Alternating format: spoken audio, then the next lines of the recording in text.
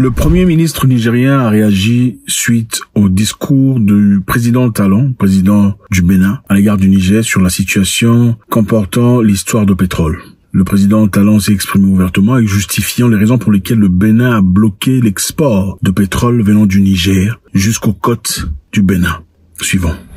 Nous avons, comme vous le savez tous, suivi il y a quelques jours une déclaration du président béninois, M. Talon. Je voudrais de façon tout à fait respectueuse dire notre part de vérité sur des faits qui sont par ailleurs vérifiables.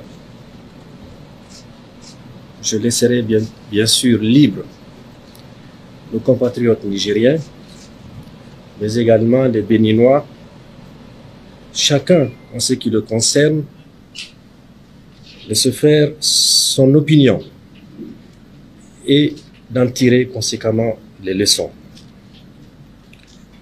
Parce que nous estimons, pour notre part, et nous en sommes convaincus, que c'est une nouvelle et importante page qui s'ouvre, une page de l'histoire de notre pays, mais également de notre continent. Mesdames et messieurs, il y a deux points pour lesquels il était important que nous nous entretenions ce matin. D'abord, le pipeline, c'est-à-dire, si on simplifie, le tuyau qui ramène le pétrole nigérien de Koulélé à Sémé, de sa conception à sa naissance.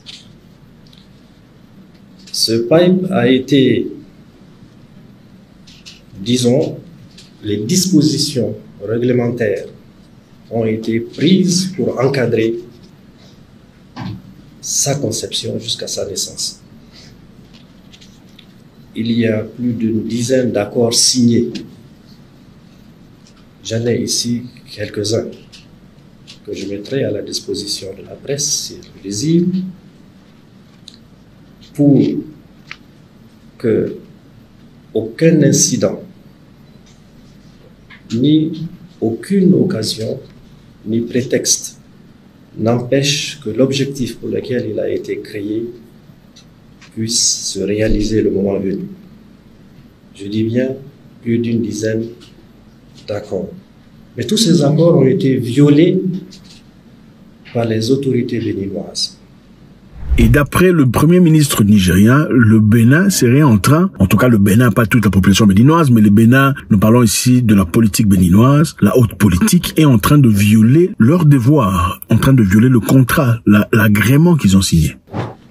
Il y a eu un accord, bien sûr, un accord bilatéral entre le Béninois et nous, un accord bilatéral entre l'État chinois et le Bénin, et même un accord tripartite. Je vous lis juste un passage de l'accord du gouvernement hôte, c'est-à-dire le Bénin, qu'il a signé en 2019, le 5 août, précisément, qui dit ceci. L'État béninois le modifiera, l'annulera, le résiliera, le déclarera invalide ou inopposable, ni ne cherchera à éviter ou à limiter d'une manière, d'une autre manière, c'est bien précisé, les effets du présent accord, de tout autre document de projet ou document de financement sans le consentement écrit préalable de la société de projet. Donc, d'après le ministre nigérien, il y a eu des accords signés entre le Bénin et le Niger. Et ces accords stipulent qu'en aucun cas le Bénin ne peut se permettre de bloquer ou de porter nuisance ou d'arrêter ou de stopper ou de ralentir la production de ce produit qui est évidemment le pétrole. Parce que tout le monde, après lui, avait signé ce bout de papier. Suivant. C'est pour dire que, en réalité, ce pays à rédiger de ses propres mains des dispositions qui ne lui permettent, en tous les cas de figure, de prendre la décision qu'il est en train de prendre, c'est-à-dire empêcher que le brut nigérien puisse couler, aller sur la mer et présenter sur le marché international. C'est très grave. C'est une violation d'engagement. Nous avons ici, évidemment, si vous souhaitez les consulter, tous ces documents, en gros, vous aurez les pages avec les articles qui lient ce pays. Vous en avez entre eux et l'État chinois à travers la société d'État. Il ne s'agit pas des privés chinois, c'est une société appartenant à l'État chinois. Vous avez dû suivre effectivement il y a quelques jours quand un lanceur d'alerte a dit que nous avons approché les Béninois pour négocier l'exportation de ce brut par l'acceptation d'ouverture de notre frontière. Nous l'avons bien sûr démenti en renvoyant dos à dos les Chinois et les Béninois d'abord, mais également en spécifiant que le Niger, qui a toujours respecté ses engagements, s'en tiendra strictement à ces dispositions. Il y a un deuxième point qui concerne bien sûr maintenant la sécurité au niveau de notre frontière. Là-dessus, je pense que il ne viendra à l'esprit d'aucun Nigérien d'accepter que l'insécurité vienne se propager sur notre terre. On ne le dira jamais assez. Notre président, le général Tchani, a toujours dit que le Niger n'attaquera jamais personne. Nous sommes connus pour notre ouverture d'esprit, pour notre hospitalité, pour notre culture de la paix, pour la préservation de nos valeurs culturelles, religieuses. Personne n'a jamais entendu dire que le Niger a agressé un autre pays. Mais le Niger s'est toujours donné les moyens de se défendre dignement. Et il vous souviendra que cette position développée par la plus haute autorité béninoise, en réalité, n'est pas nouvelle. Lorsque, en l'absence d'aucune base juridique, l'institution à laquelle nous appartenions, qui est la CEDEAO, avait pris aveuglément, uniquement, de manière irresponsable, des mesures punitives contre notre pays, il y a un certain nombre de pays appartenant à cette organisation, qui est derrière nous, qui se sont montrés, je dirais, dans une position assise, je dirais même, je pèse mon mot, avec hargne. Cela a été tout à fait inacceptable pour nous. Parmi ces pays, il y a bien sûr le Bénin, à travers son président. Tout le monde l'a vu, comment il a appelé, au-delà de la fermeture étanche de la frontière, il a porté sur lui le message de la guerre qu'il fallait livrer à notre pays. Si aujourd'hui, nous faisons la lecture des éléments, des traces de cette position, on ne devrait pas en être étonné. Et en cela, nous avons décidé, malgré l'ouverture des frontières, il faut le rappeler, nous avons 7 frontières. La seule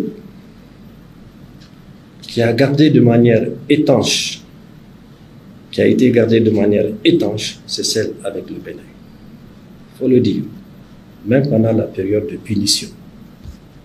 Mais en dépit de l'ouverture ou de la suspension de ces punitions qui n'ont pas empêché à notre pays de continuer de vivre,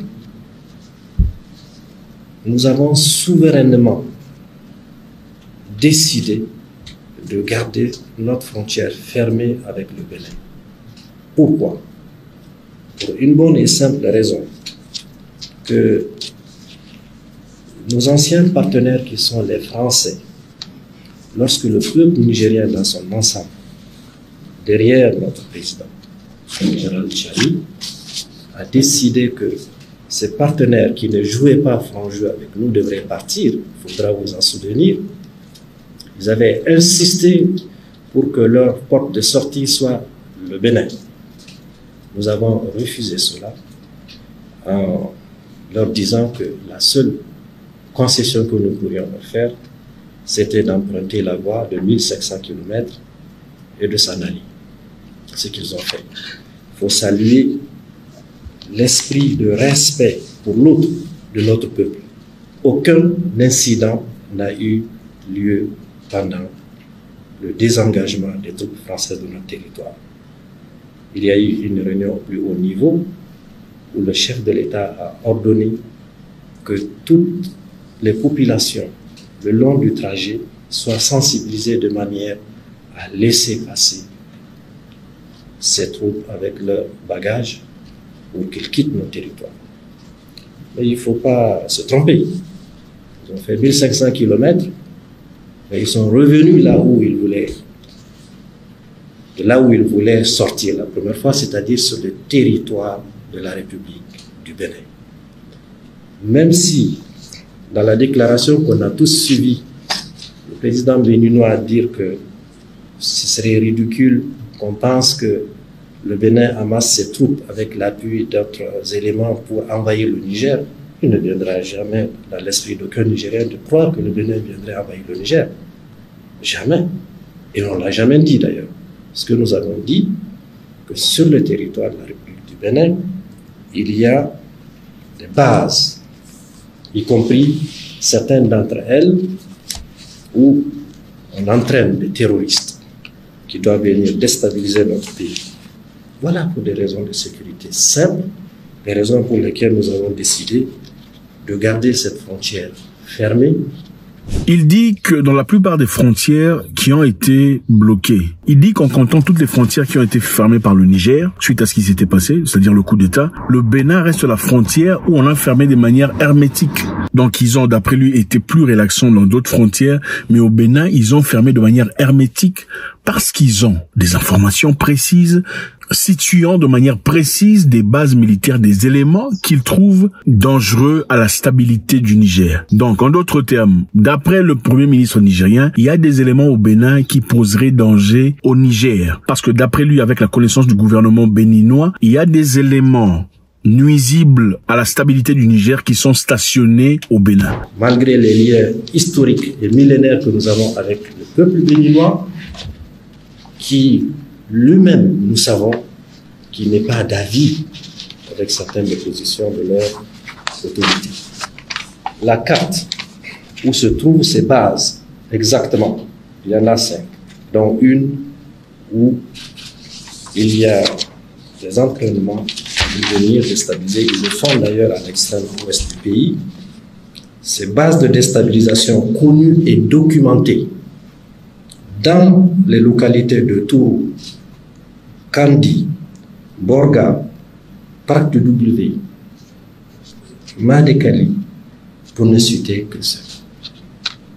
Donc ce n'est pas une vue de l'esprit, c'est une vue réelle sur la base d'éléments documentés. Voilà la raison pour laquelle notre pays a dit, pour l'instant, nous gardons fermé cette frontière, jusqu'à ce que le Bénin décide de traiter de cette question essentielle. Pour revenir à la question du pipe, comme vous le savez, toutes les règles internationales disent que vous ne pouvez pas empêcher un pays de l'interland, c'est-à-dire un pays qui n'a pas accès à la mer, d'avoir cet accès. C'est une chose sur laquelle nous pensons que c'est aux Béninois de regarder cette situation, de l'analyser et, comme je l'ai dit un peu plus haut, d'en tirer les leçons. Pour finir, il veut dire que c'est le Bénin qui va voir Jusqu'à ce que le Bénin s'assure que ces personnes ne présentent aucun danger au Niger, le Niger décidera de manière souveraine de fermer leurs frontières. Bon, entre frères, je pense que c'est quand même dérangeant de voir des populations qui subissent les conséquences de cette histoire, parce que la réalité est que le gouvernement, les politiciens ne subissent pas vraiment. Ce sont vous et moi. Ce sont des populations simples. Ce sont des citoyens. Ce sont des commerçants, des marchands de part et d'autre. Ce sont des simples personnes qui traversent pour essayer d'échanger, d'exporter, de se faire un peu de pain, qui subissent les conséquences de cette situation et encore de cette discorde. Faites-moi savoir ce que vous en pensez, c'est toujours avec beaucoup de plaisir. Qui a raison et qui a tort? Est-ce que le Bénin, à travers le président Talon, a raison de fermer ses frontières, de refuser de laisser passer le pétrole nigérien à ce côte, pour essayer de forcer le Niger à ouvrir la frontière? Est-ce que le Niger a raison de dire la raison pour laquelle nous n'ouvrons pas la frontière, c'est parce que le Bénin abrite ceux que nous considérons comme des ennemis farouches? Et surtout, comment trouver une solution paisible entre ces deux peuples frères? Faites-moi savoir ce que vous en pensez. God bless.